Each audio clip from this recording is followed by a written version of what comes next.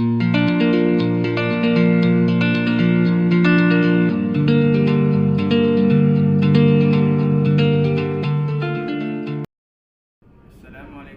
warahmatullahi wabarakatuh. Baik anak-anak, pada hari ini kita akan belajar dengan tema bagaimana cara memandikan jenazah menurut syariat Islam. Namun sebelumnya, marilah kita simak video berikut ini.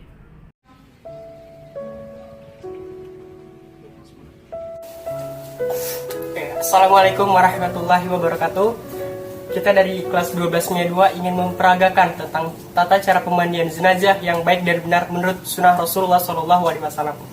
Adapun bahan-bahan yang kita butuhkan itu yang pertama adalah kapur barus. Kapur barus ini kita gunakan hanya 1 atau 2 buah saja sesuai kebutuhan. Namun kapur barus ini harus dihaluskan terlebih dahulu sampai benar-benar halus, lalu dicampurkan dengan air untuk pembilasan terakhir pada saat pemandian jenazah.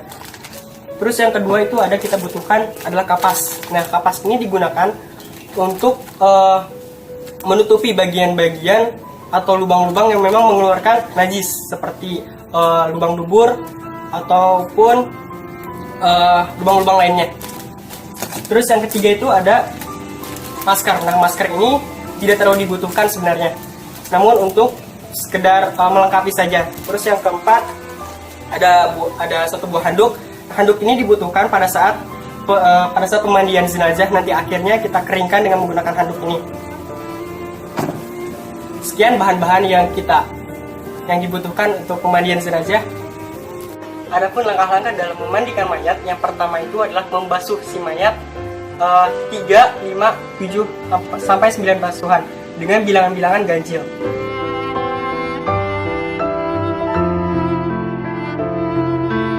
Setelah mayat dibasuh dengan hitungan ganjil, maka si mayat tersebut harus didudukkan dengan posisi tidak tegap duduk tapi hampir miring seperti ini. Lalu diurut-urut perutnya secara halus sehingga semua kotoran yang ada di dalam diri si mayat itu keluar.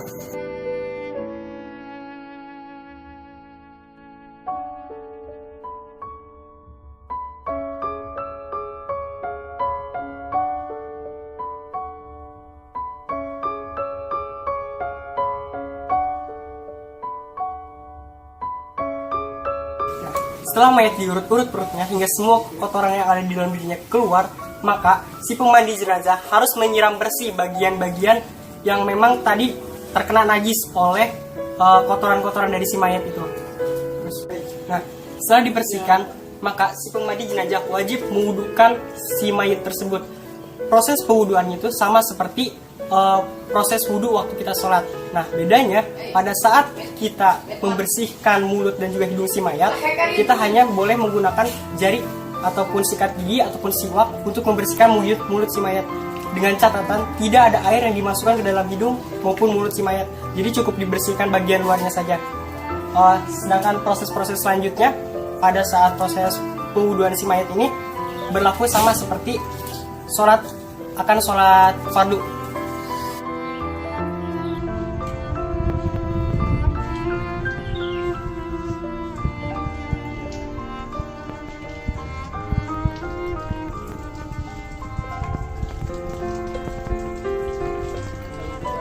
Nah, setelah diwudukan, maka langkah selanjutnya adalah membersihkan kepala si mayat terlebih dahulu. Setelah kepala si mayat bersih, lalu kita membersihkan bagian sebelah kanannya terlebih dahulu dengan menggunakan yang pertama itu adalah sampo ataupun sabun.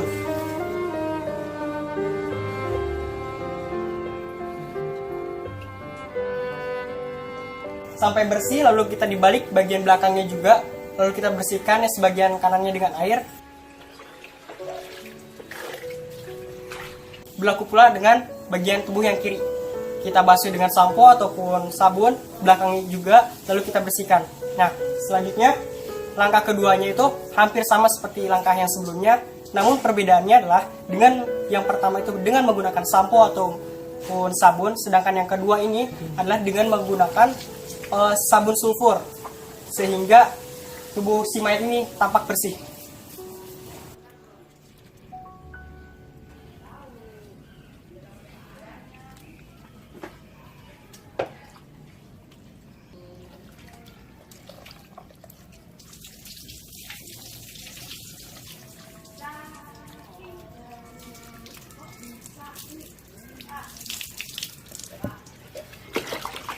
Nah, setelah mayat dimandikan dengan proses dua pemandian tadi, maka langkah si mayat harus disiram dengan air kapur barus yang sudah dihaluskan terlebih dahulu, agar tubuh si mayat tadi tidak digigit serangga ataupun tidak dikerumuni oleh serangga nantinya.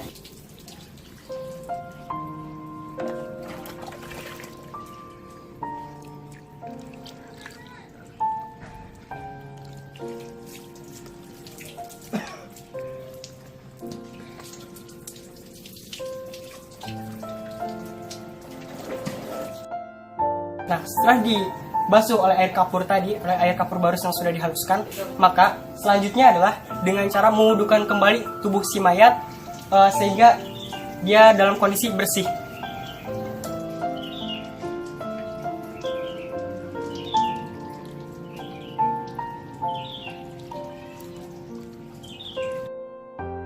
Nah, setelah mayat tadi diwudukan, maka langkah selanjutnya adalah dengan cara membersihkan atau mengeringkan air-air yang ada di dalam tubuh si mayat tampak bersih dengan menggunakan handuk ataupun kain kecil.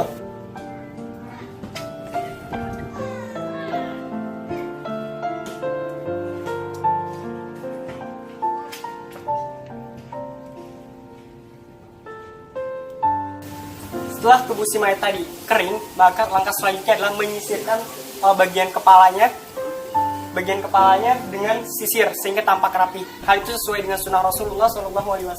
Nah, sedangkan jika tubuh si mayat masih ada kuku-kuku yang panjang, maka sebaiknya kita potong terlebih dahulu, ataupun buku bulu-bulu ketiak itu wajib dipotong.